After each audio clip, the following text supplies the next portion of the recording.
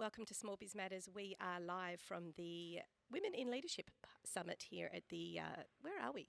We're in Cleveland Street, the Seymour Centre. This is what happens when you grow up in Sydney for all those years and you just say, where am I? I'm standing here with Angela Mentis, who is the current Bank of New Zealand CEO. Thank you so much for joining us on the program today. Thank you very much for having me. Now, you just gave a really interesting and very inspiring talk all about women in leadership, and I think that there's a lot that can be taken away from that when it comes to small business owners. You know, as small business owners, we are the trailblazers in our own businesses ourselves, but it can be a bit of a lonely exercise. Is there any advice that you can give to women who are in that position that you've taken from your career as a trailblazer yourself in the finance industry?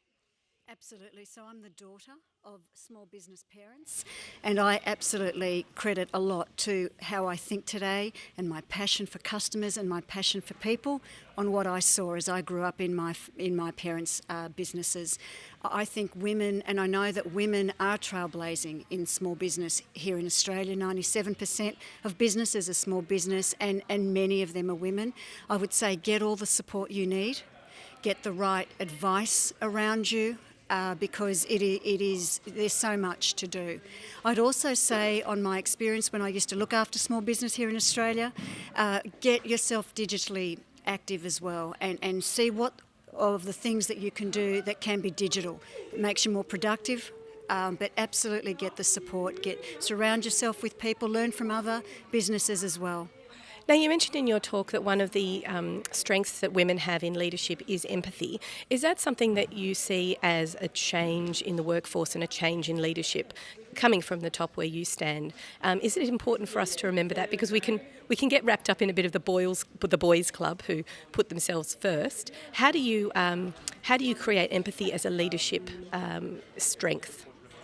So how I create it, I'm always true to myself. I try and listen. I try and put myself in that person's shoes. I try and understand what's happening for that individual or that situation.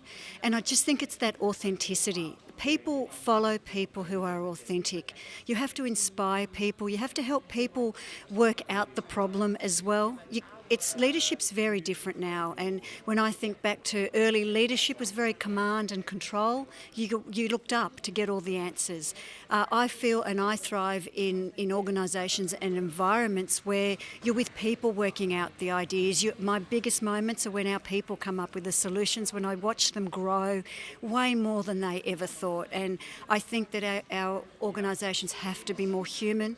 We have to be able to be, we join organisations for different things now as well. The millennials in our companies, they join for our values. They join for what our brand stands for. What are we doing in the community?